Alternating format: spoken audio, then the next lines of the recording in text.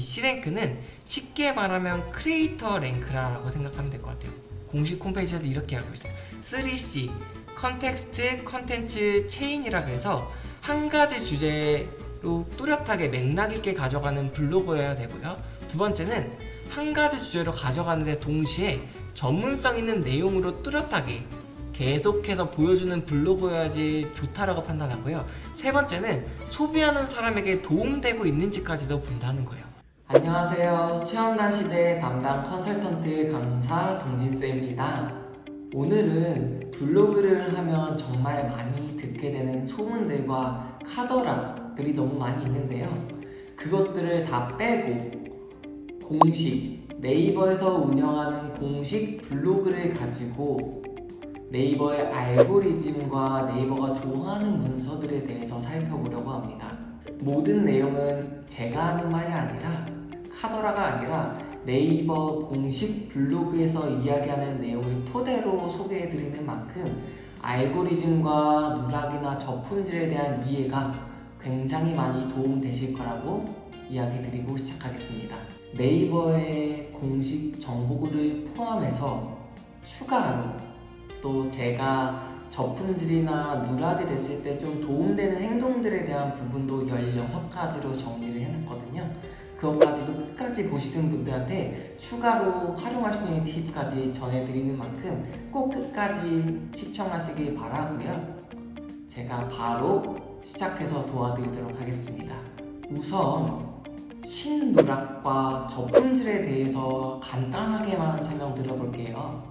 누락과 신누락 같은 경우는 블로그에 글을 발행하고 웹페이지 영역에는 노출이 되다가도 인기글이나 블로그 탭으로 들어가는 순간 그 글이 사라져서 안 보이는 누락된 형태를 이야기하는 걸 저희들은 신누락이라고 하고요. 그리고 그것들이 같이 안 보이게 되는 경우를 더 큰 누락이라고 이야기해요.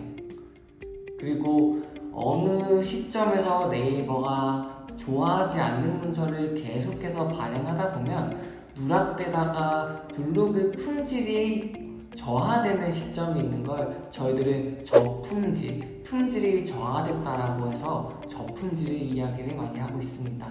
그래서 오늘은 네이버가 그럼 좋아하는 문서는 무엇이고 네이버 공식 블로그에서 말하는 알고리즘과 네이버가 저품질과 누락에 대해서는 어떻게 이야기하고 있는지 소문과 카더라를 어떻게 이야기해주고 있는지를 같이 살펴보려고 해요. 그리고 더 나아가서 네이버가 좋아하는 행동들을 저 나름대로 16가지를 정리한 것까지 함께 다 나눠드리도록 하겠습니다. 그럼 바로 제가 실제로 보여드리면서 시작하겠습니다. 자, 이제 이어서 바로 시작하도록 하겠습니다. 앞서 네이버가 좋아하는 문서는 어떤 건지에 대해서 네이버 공식 블로그는 어떻게 이야기하고 있는지를 살펴보기로 했잖아요. 그래서 먼저 네이버에서 운영하는 공식 블로그는 굉장히 많거든요. 그렇지만 그 중에 크게 5곳을 제가 소개해드리고 추천해보려고 해요. 첫 번째, 네이버 서치앤테크라는 사이트가 있고요. 두 번째, 네이버 다이어리라는 곳이 있고, 그리고 세 번째는 네이버 고객센터가 있어요. 그리고 네 번째는 네이버에서 뭔가 배우기 때 쓸 수 있는 네이버 비즈니스 스쿨이 있고요. 다섯 번째는 네이버에서 공식적으로 운영하고 있는 블로그 팀의 블로그가 또 있어요. 제가 영상을 다 보신 후에 더보기란에 공식 블로그 링크도 함께 한번 첨부해드리도록 할게요. 그것도 살펴보시면 될 것 같고요. 그럼 네이버 공식 블로그에서 하나인 조금 네이버 서치앤태치를 먼저 한번 살펴보려고 하거든요. 그 네이버 서치앤태치에서는 뭐를 이야기하냐면 어떤 블로그가 좋은 블로그고 블로그 중에서도 저품질 블로그들이 있다라고 하는데 그 저품질 블로그에 좀 잘못된 소문들도 많이 있거든요. 그것들을 정리해준 내용이에요.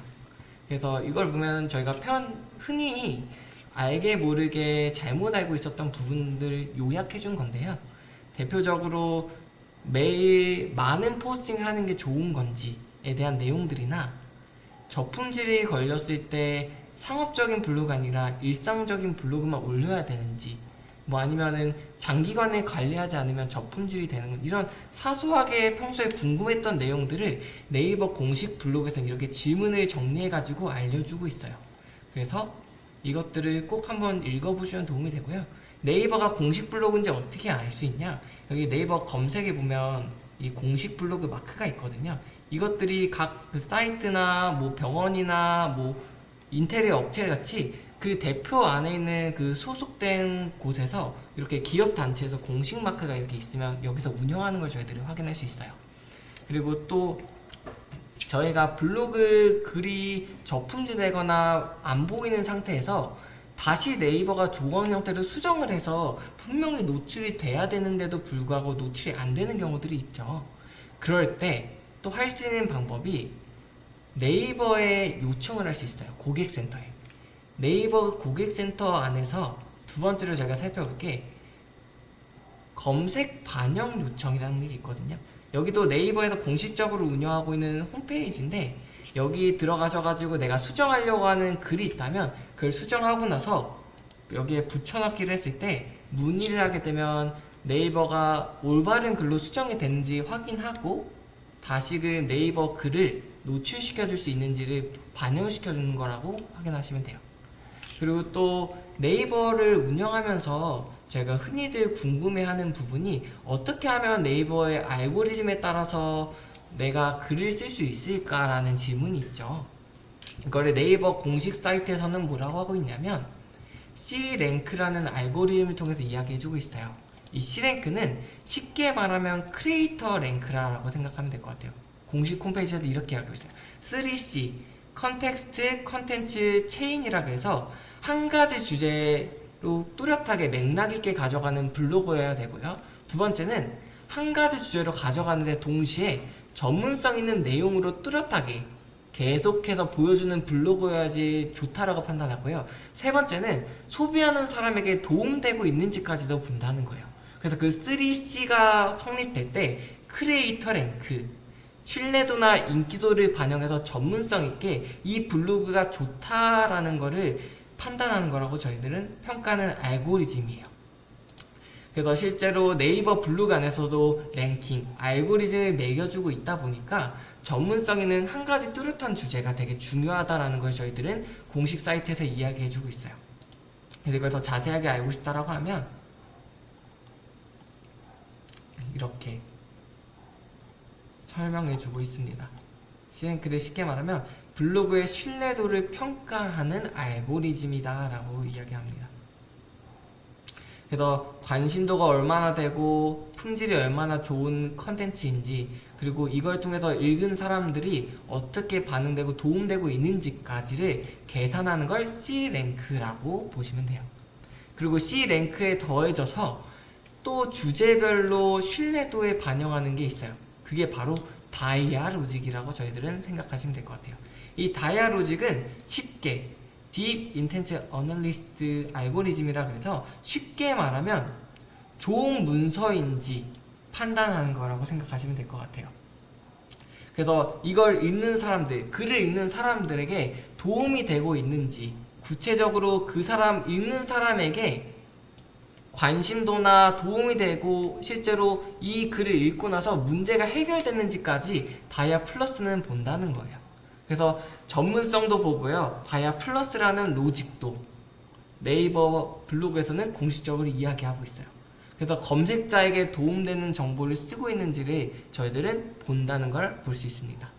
그래서 이렇게 전문성 있는 C랭크 로직과 다이아 로직, 그리고 다이아 로직 안에서 더해진 검색자에게 도움까지 되고 있는지를 판단하는 다이아 플러스까지 이 세 가지의 로직이 지금 저희가 블로그 글을 쓸 때 적용되고 있는 블로그의 글이라고 공식 사이트에서는 이야기해주고 있어요. 그래서 이거를 토대로 저희들은 도움되는 글을 발행하면 된다는 걸 저희들은 생각할 수 있고요. 그러면 도대체 이걸 토대로 어떻게 하면 네이버가 좋아하는 글 그리고 저품질까지 탈출할 수 있을까라는 생각이 들잖아요. 그래서 제가 그것도 조금 정리해 보려고 16가지 행동대로 제가 나름대로 한번 정리를 해봤어요. 그래서 그걸 한번 하나씩 보자면 첫 번째 네이버가 좀 좋아하는 거는 무분별하게 사용한 키워드를 반복하지 않는 걸 좋아해요. 같은 키워드를 너무 무단으로 반복되면 대표적으로 누락이 좀 많이 되는 경우를 보게 되고요. 그리고 네이버가 알게 모르게 싫어하는 금지어들, 금치어들, 그리고 상업적으로 쓰면 안 되는 단어들 같은 경우를 키워드를 줄이는 걸 저희들은 권장드리고요. 그리고 유사 이미지 들어보셨을 거예요. 다른 사람들의 사진을 그대로 퍼온다거나 그거를 저장해서 그대로 내가 사용한다거나 이런 경우는 같은 이미지, 유사한 이미지라고 판단돼서 페널티를 먹는 경우도 많고 누락이 되는 경우도 되게 많다는 걸 저희들이 확인할 수 있어서 최대한 내가 찍은 사진들을 쓰기를 권장드려요. 그리고 키워드를 내가 찾더라도 이 키워드를 읽는 사람들의 의도를 한번 저희들은 생각해 볼 필요가 있다고 말씀드려요. 그리고 또 추가적으로 네이버가 좋아하는 행동 중에 좋아요나 댓글들이 있다라고 저희들이 생각할 수 있죠. 그래서 댓글 같은 경우는 내가 쓴 댓글과 상대가 쓴 댓글까지 합쳐서 한 6개 이상 정도를 저희들은 권장하고 있고요. 그리고 글을 쓰고 나서 꼭 하셔야 되는 게 스크랩을 3개 이상은 꼭 해주시길 저희들은 권장드리고 있어요. 그리고 같은 제목에도 동일한 키워드를 2번 이상은 반복하지 않는다라는 걸 생각하시면 될 것 같아요. 수분크림이라고 한다면 제목에 수분크림 안에서 수분크림 추천, 이런 수분크림이라는 단어를 2번 이상 반복하지 않는 걸 저희들은 권장하고요. 그리고 뷰탭이나 초반에 100글자 안에 제목을 썼다면 본문에 똑같은 제목을 100자 안에 넣어주는 걸 저희들은 신뢰도가 좀 더 부여되는 걸 확인할 수 있어서 그걸 권장드리고, 꼭 넣어주셨으면 좋겠는 게 움짤 넣어주시고, 그리고 10초 이상 되는 동영상을 꼭 하나 넣어주시길 반복드려요. 그리고 글은 100자 말고 1000자에서 1500자, 1800자 그 사이를 좀 써주는 걸 기본적으로 권장드리고 있어요. 자, 이렇게 제가 한 16가지 정도까지 저품질을 탈출할 수 있고 네이버가 좋아하는 행동들을 나름대로 정리를 해봤거든요. 정답은 아닐 수 있지만 실제로 많이 테스트 해보면서 좋았던 결과들에 대한 것들을 정리한 거다 보니까 꼭 참고하셔가지고 사용하시길 권장드려요. 그리고 이렇게 총 16가지에 대한 행동들과 제가 또 블로그에서 운영하고 있는 네이버 비즈니스 스쿨도 아까 이야기 드렸죠. 블로그뿐만 아니라 더 자세한 내용까지 네이버에서 공식적으로 운영하는 사이트다 보니까 여기 안에서 다양한 정보들까지 저희들은 확인하실 수가 있어요. 그래서 네이버 블로그 공식 팀 홈페이지 여기 안에서 굉장히 다양한 정보가 또 있다라고 말씀드렸죠. 그래서 오늘은 총 5가지 네이버에서 도움되는 사이트, 공식 사이트를 추천드렸어요. 첫 번째, 네이버 서치 앤 대치 보셨죠? 그리고 두 번째가 네이버 고객센터를 보셨고요. 세 번째가 네이버 다이어리를 보셨고, 네 번째가 네이버 비즈니스 스쿨, 그리고 5번째 마지막으로 본 게 네이버 블로그에서 운영하고 있는 공식 블로그 팀에 대한 사이트를 저희들은 확인하셨습니다. 자, 오늘 이것들을 꼭 블로그 운영하시면서 분명히 참고하시고 읽게 되면 성장하는 데 굉장히 도움이 많이 되실 거거든요. 유익한 정보들이 실제로 공식 사이트에도 많이 있다 보니까 이것들을 꼭 한번 읽어보시면서 블로그 성장에 도움이 되셨으면 좋겠습니다. 제가 다음 영상에서도 더 유익한 블로그 컨텐츠를 찾아볼 테니까 오늘 영상도 마음에 드셨다면 좋아요랑 댓글, 구독까지 다 관심 부탁드리겠습니다. 그러면 다음 영상에서 만나겠습니다. 안녕.